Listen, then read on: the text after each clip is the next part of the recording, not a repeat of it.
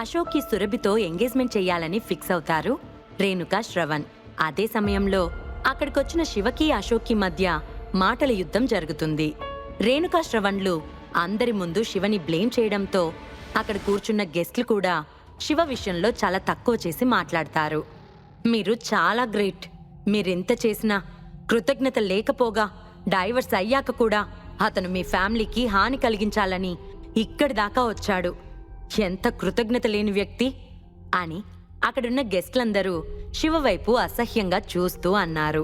చూడు శివ, ఇప్పుడు నువ్వు నా మాట విని ఇక్కడి నుంచి వెళ్ళలేదా ఆ తర్వాత పరిణామాలు నువ్వు ఊహించలేవు. మీ అత్తగారు, మామగారు కూడా నీకసలు ఏమాత్రం వాల్యూ ఇవ్వకుండా నువ్వు చేసిన చెడ్డ పనులన్నీ ఇంతమంది ముందు చెప్పారు. నీ క్యారెక్టర్ ఎంత బ్యాడ్ అనేది దీన్ని బట్టి అర్థమవుతుంది. అసలు మేమింత గ్రాండ్గా చేసుకుంటున్న ఈవెంట్కొచ్చి నువ్విలా చేయడం కరెక్ట్ కాదు. వెంటనే ఇక్కడి నుంచి వెళ్ళిపో అని కఠినంగా అన్నాడు అశోక్. నాకు నిన్ను చూస్తుంటే ఎంత అసహ్యంగా ఉందో తెలుసా? నువ్వు సురభి ఆస్తులపై కన్నేశావు కదా, నీకు సురభి మోచేతి గంజినీళ్లు తాగడం అంత రుచికరంగా ఉందా? నువ్వెప్పటికీ ఇలానే ఎందుకు పనికి రాకుండా ఒకళ్ళ మీద ఆధారపడి బ్రతుకుతావా? అసలు నీలాంటి వ్యక్తిని చూస్తుంటే నాకు చాలా చిరాగ్గా ఉంది. నువ్వు మా మగజాతికి నామోషి. నాలాంటి గొప్ప వ్యక్తుల ముందు మొహం చూపించడానికి నీకసలు సిగ్గుగా అనిపించట్లేదా? బయట చూడుపో, ఎంతమంది కష్టపడి పని చేసుకుంటున్నారో. కాళ్ళు చేతులు లేని వాళ్లే కష్టపడుతుంటే అన్నీ ఉన్న నువ్వు ఫ్రీగా కూర్చొని తినడానికి అలవాటు పడ్డావు అని అన్నాడు అశోక్. సంయుక్త, పవన్, మిగిలిన రాయ్ ఫ్యామిలీ మెంబర్స్ అందరూ కూడా అశోక్ మాటలని వింటూ సంతృప్తికరంగా చూశారు. వాళ్ళందరికీ శివపై ఎప్పటినుంచో కోపముంది. ఈరోజు మొత్తానికి శివ హైదరాబాద్ సిటీలోని ఫేమస్ సర్కిల్ ముందు తన పరువు పోగొట్టుకున్నాడు. ఫ్యూచర్లో అతను మళ్ళీ హైదరాబాద్లో ఏ ముఖం పెట్టుకుని తిరుగుతాడో అని అంతా నవ్వుకుంటున్నారు. అశోక్ వైపు చూస్తున్నప్పుడు శివ ఎక్స్ప్రెషన్ కూల్గా ఉంది. అశోక్, నేను నీకు ఒకే ఒక్క నిమిషం టైం ఇస్తున్నాను. నువ్వు సురభితో ఎంగేజ్మెంట్ క్యాన్సిల్ చేసుకొని వెంటనే మోకరిల్లు. అప్పుడు మీ రాయ్ ఫ్యామిలీ ఎప్పట్లానే హైదరాబాద్ సిటీలో ఉంటుంది.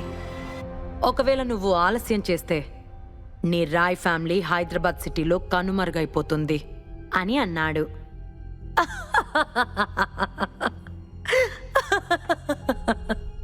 అని గట్టిగా విపరీతంగా నవ్వుతున్న అశోక్ కడుపు పట్టుకొని నవ్వుతూనే శివ వైపు హేళనగా చూస్తూ,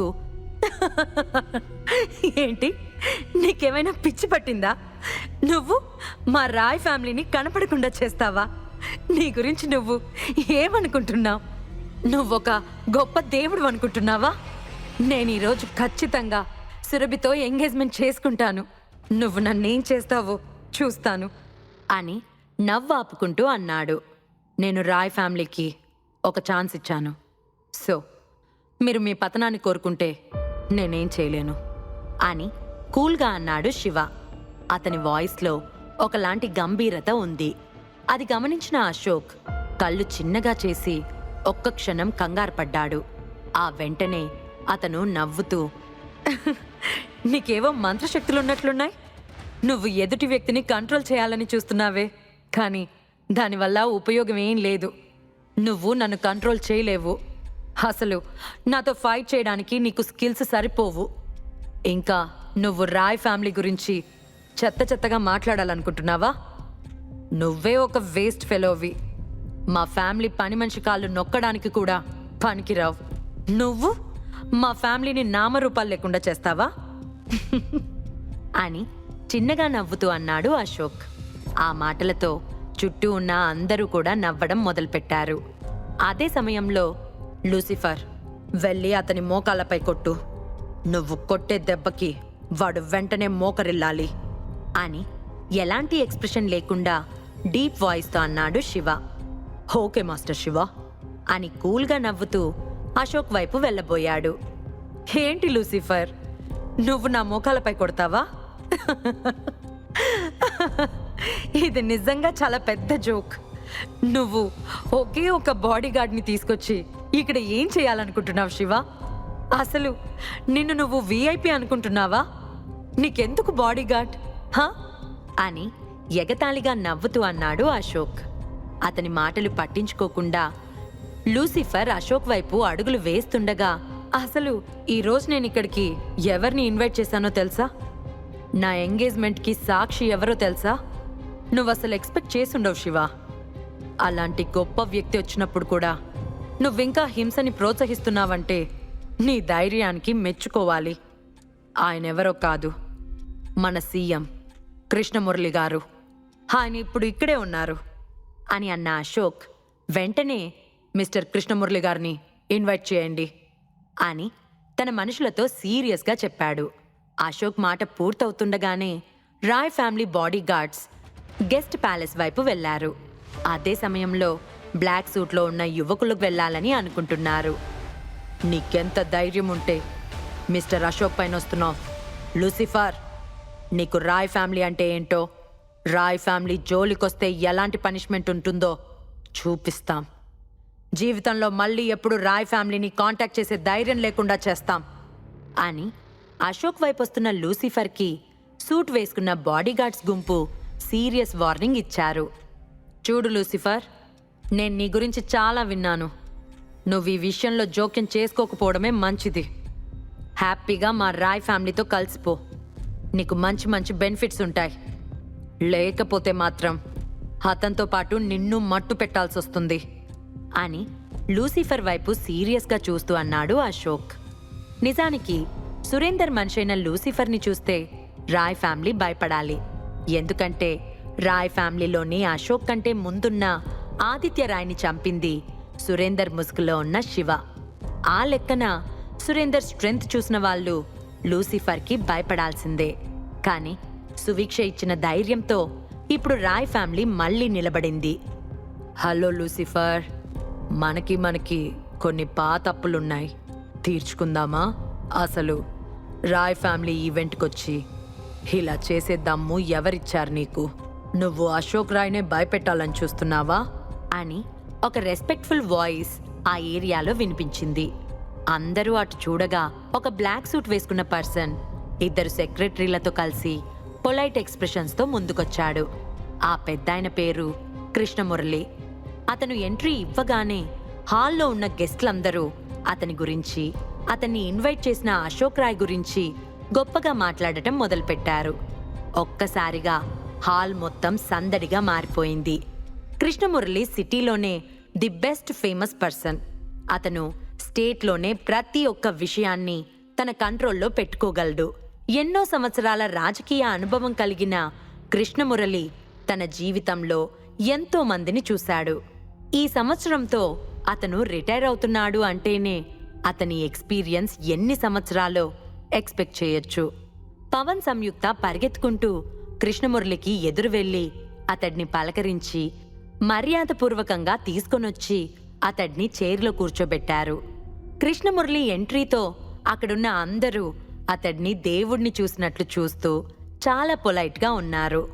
కృష్ణమురళి చుట్టూ చూసి తర్వాత లూసిఫర్ వైపు చూసి, లాస్ట్ టైం సురేందర్ నాతో డిన్నర్కి వచ్చినప్పుడు నిన్ను కూడా తీసుకొచ్చాడు కదా, నేనెవరో సురేందర్ నీకు చెప్పుంటాడు.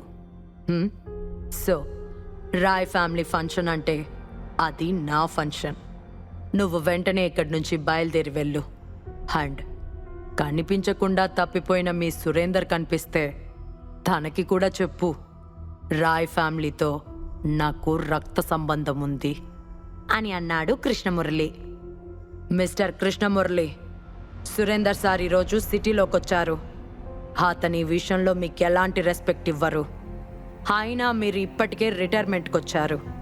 ఇక ముందు లైఫ్ అంతా ఇంట్లోనే ఉండాలి.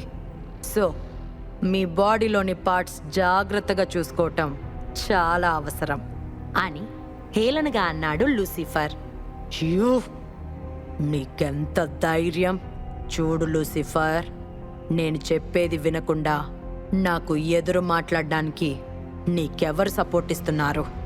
నేనిప్పుడే సురేందర్కి కాల్ చేసి అసలు తన మనుషులకి ఏం నేర్పిస్తున్నాడో కనుక్కుంటాను అని తన ఎదురుగా ఉన్న టేబుల్పై కొట్టి సీరియస్గా అన్నాడు కృష్ణమురళి.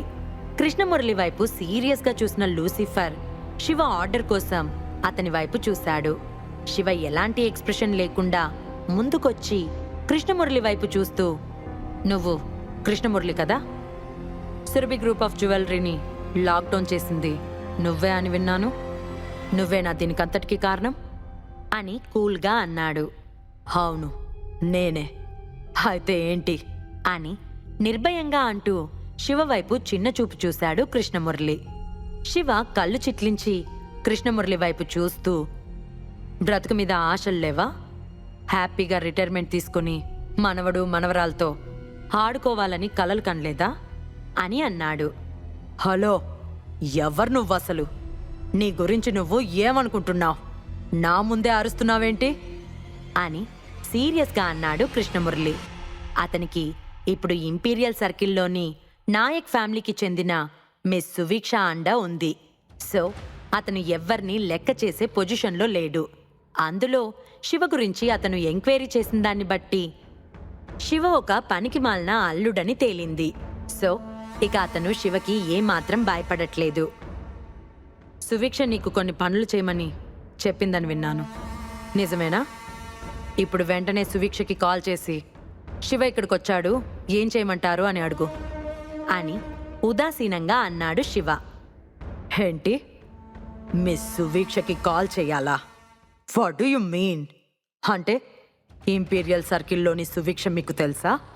ఆ విషయం నాకు చెప్పలేదే అని భయంగా శివ వైపు చూస్తూ, అంతలోనే అసలు అదెలా సాధ్యమవుతుంది? నీలాంటి ఒక లూజర్కి స్వర్గం కూడా గర్వించదగిన యువరాణి సువీక్షతో ఎలా రిలేషన్ ఉంటుంది అని కళ్ళు చిన్నగా చేసి శివ వైపు చూశాడు కృష్ణమురళి. అతను శివ చెప్పేది ఎంతవరకు కరెక్ట్ అని అతడిని డీప్గా పరిశీలిస్తున్నాడు. ఈ శివ నిజంగా ట్రాష్ అల్లుడు కాదా? అతనికి ఇంత ధైర్యం ఎక్కడి నుంచొచ్చింది అని ఆలోచిస్తున్న కృష్ణమురళి ఆలోచనలకు అంతరాయం కలిగిస్తూ, నీకెంత అహంకారం! ది గ్రేట్ నాయక్ ఫ్యామిలీ యువరాణి అయిన మిస్ సువీక్ష పేరు పలికే అర్హత నీకుందా? నువ్వు నిజంగా చావు కోసమే ఇదంతా చేస్తున్నావు అని వెక్కిరింపుగా శివ వైపు చూసిన అశోక్, శివ ఇంపీరియల్ సర్కిల్లో నాయక్ ఫ్యామిలీ యువరాణి పేరు కనుక్కొని ఆ పేరు చెప్పుకొని ఇక్కడ షో చేస్తున్నాడు. ది గ్రేట్ సువీక్ష ఎప్పటికీ శివ లాంటి వ్యక్తితో మాట్లాడడానికి కూడా ఇష్టపడదు. సువీక్ష చెప్పులు మోయటానికి కూడా ఈ శివకి ఎలాంటి క్వాలిఫికేషన్ లేదు. అలాంటిది సువీక్షతో ఎలా పరిచయం ఉంటుంది అని అనుకున్నాడు అశోక్.